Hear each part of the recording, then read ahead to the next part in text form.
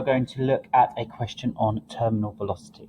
Pause the video now and try both parts of the question.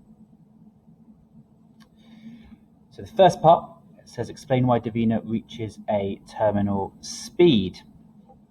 So when Davina jumps out of the plane, what is going to happen? Her speed obviously will increase because gravity is pulling her down. As her speed increases, what happens? Well, there's going to be more air resistance. And if you don't believe me, you can walk along and you'll feel virtually no air resistance. You can run along, you'll feel a little bit. You can go for a cycle, you'll feel a lot more. If you're in a car, you can carefully stick your hand outside of a car when it's moving fast and you feel much more air resistance.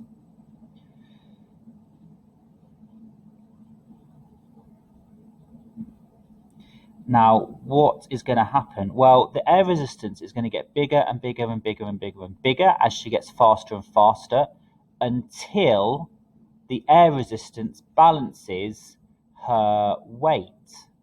When those two forces are equal, there's going to be no resultant force and she will no longer accelerate. So we can explain that. When air resistance equals weight, there will be no terminal velocity, no resultant. You could also say overall or net, they all mean the same thing.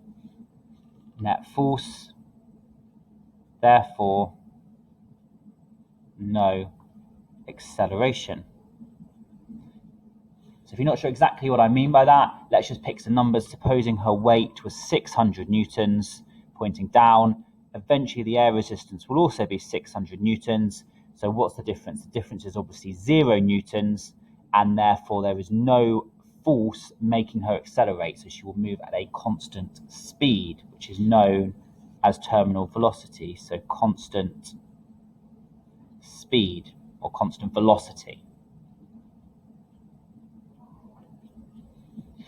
Also explain in terms of balance forces acting on Davina why her terminal speed is different before and after she opens her parachute. So I'm going to do that up here. When she opens her parachute, what's going to happen? Well, she's going to have her weight of, for example, 600 newtons. The parachute has a huge surface area, so there's going to be a huge amount of air resistance. So the parachute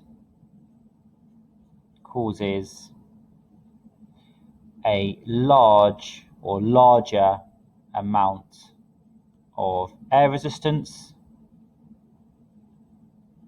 So there will be a much, much larger force up than there is down. So what does that mean? There will be a resultant force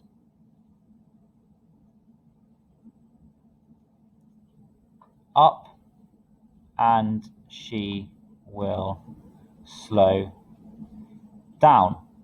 So for example, there might be 1,000 newtons up, and therefore there'll be a resultant force of 1,000 minus 600 is 400 newtons up, which means she will start to slow down.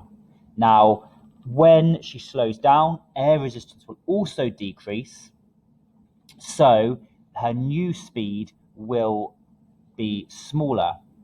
So as she slows down, air resistance decreases until the forces are balanced again, and she reaches a new terminal velocity which is slower. She reaches a new terminal velocity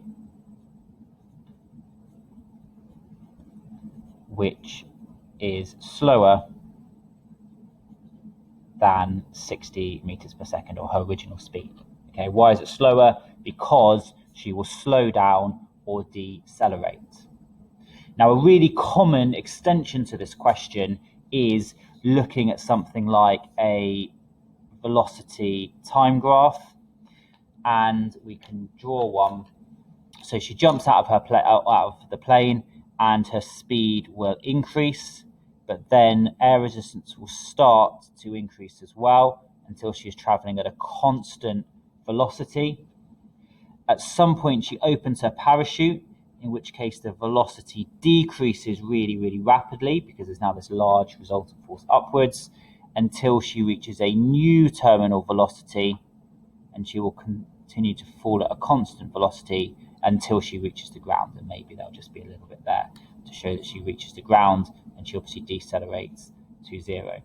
So she's falling, she's accelerating, air resistance is getting greater, she reaches a terminal velocity, she opens her parachute, there's a very large resultant force up, she reaches a new lower terminal velocity.